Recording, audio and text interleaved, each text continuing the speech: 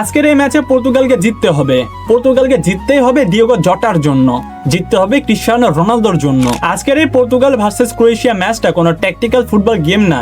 আজ রাতে কানাডার টরন্টো স্টেডিয়াম দিয়ে যখন দুই দল বুট গলিয়ে টানেল দিয়ে বের হবে, তখন পর্তুগাল প্লেয়ারদের চোখের কোণে জল আর বুকে থাকবে এক চরম প্রতিশোধের আগুন। ঠিক এক বছর আগে আজকের এই দিন অর্থাৎ জুলাই মাসের 3 তারিখে স্পেনের রাস্তায় একটা ভয়াবহ কার ক্র্যাশে দুনিয়া ছেড়ে বিদায় নেন পর্তুগালের গোল মেশিন এবং লিভারপুলের ফরওয়ার্ড ডিয়েগো জটা। মাত্র 28 বছর বয়সে তার সেই ল্যাম্বরগিনি গাড়ির নিয়ন্ত্রণ হারিয়ে রাস্তা থেকে ছিটকে আগুন ধরে যায়, ছাই হয়ে যায় জোটা আর তার নিজের আপন ভাই আন্দ্রে সিলভার শরীর। আর আজকের এই ডেটেই সেই ক্রোয়েশিয়ার সাথে ওয়ার্ল্ড কাপ রাউন্ড অফ 32-এর নকআউট ম্যাচ।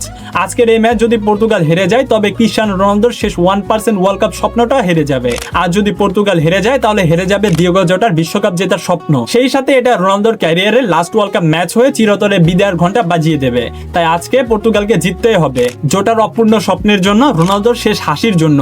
পর্তুগালের জন্য আজকে হারার কোনো অপশনই নেই, তারা আজকে মাঠে জীবন দিয়ে দেবে। পর্তুগালের হাতে আজকে দুইটা অপশন থাকবে, উইন অর উইন।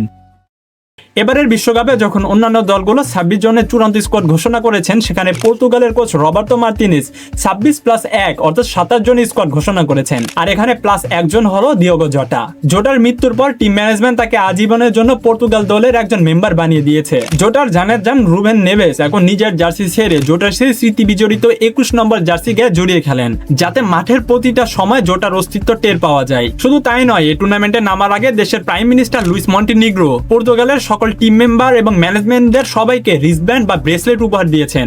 সেই ব্রেসলেটে প্রতিটা প্লেয়ারদের নিজস্ব নামের ঠিক পাশে খোদাই করে লেখা রয়েছে ডিয়েগো জটা 21। পুরো ওয়ার্ল্ড কাপ জুড়ে পর্তুগালের প্লেয়াররা এই আবেগ কবজিতে বেঁধে খেলছে। মিডফিল্ডার ভিতিনা প্রেস কনফারেন্সে ডিরেক্ট বুক চাপড়ে হুঙ্কার দিয়ে বলেছে, আমরা আজকে মাঠে জান দিয়ে লড়বো। এই ম্যাচে আমাদের জিততেই হবে, পর্তুগালের মানুষের জন্য, আমাদের ফ্যামিলির জন্য, আমাদের ভাই ডিয়েগো জটার জন্য এবং অবশ্যই ক্রিস্টিয়ানো রোনালদোর জন্য। কোচ মার্তিনেজও ক্লিয়ার করে দিয়েছেন যে নকআউট স্টেজ হলো পর্তুগালের জন্য একটা সেকেন্ড ওয়ার্ল্ড কাপ। গ্রুপ স্টেজে উজবেকিস্তানকে 5-0 গোলে উড়ালেও কঙ্গো আর কলম্বিয়ার সাথে ড্র করে তারা গ্রুপ রানার্স আপ হয়ে এখানে এসেছে। কিন্তু আজকে কোনো ভুল করার সুযোগই নেই। চলুন এবার একটু মাঠের গুরুগম্ভীর হিসাব নিকাশ আর ট্যাকটিক্যাল লাইন আপ দেখে নেওয়া যাক। পর্তুগাল আর ক্রোয়েশিয়ার ফুটবলীয় ইতিহাস যদি আমরা ঘেটে দেখি, তবে কাগজে কলমে পর্তুগাল কিন্তু অনেক বেশি পাওয়ারফুল।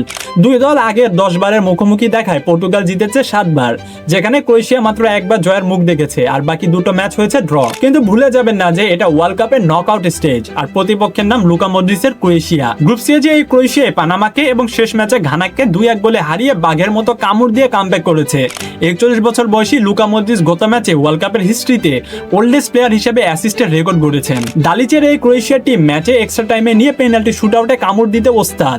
পর্তুগালের সম্ভাব্য 4-2-3-1 ফরমেশনের গোলবারে ডিয়েগো কস্তা, ডিফেন্সে Cancelo, Ruben Dias, Renato Veiga আর নুনো মেন্দেস, মাঝমাঠে জও নেভেস আর ভিতিনা, উইংয়ে পেদ্রো নেতো আর জও ফেলিক্স, ক্রিয়েটার রোলে ব্রুনো ফার্নান্দেজ আর সবার সামনে নাম্বার 9 পজিশনে ক্রিস্টিয়ানো রোনালদো থাকবেন। এটা হলো ক্রোয়েশিয়ার বিপক্ষে পর্তুগালের সম্ভাব্য লাইন আপ। ম্যাচ যদি 90 মিনিটের মধ্যে ফিনিশ না করা হয় তবে ক্রোয়েশিয়ার লিভাকোভিচ কিন্তু পেনাল্টি বক্সে দেয়াল তুলে দাঁড়াবে। যাই হোক, এবার একটু রোনালদোকে নিয়ে কথা বলা যাক। রোনালদোর লাইফটা একদম চরম সিনেমাটিক স্ক্রিপ্ট। সে যখনই বুট পরে সবুজ গালিচায় পা রাখে, পুরো ফুটবল বিশ্ব যেন দুটো ভাগে ভাগ হয়ে যায়। এক দলের কোটি কোটি ফ্যান আশায় থাকে রোনালদোর জাদুকরী গোল দেখার জন্য, আর অন্যদিকে হেটার্স বাহিনী ওত পেতে বসে থাকে রোনালদো কখন একটি বল মিস করবে, কখন ফেল করবে আর কখন তাকে নিয়ে ট্রোল করা যাবে। কিন্তু ভাই, এটাই তো CR7 এর শরীরের আসল অক্সিজেন।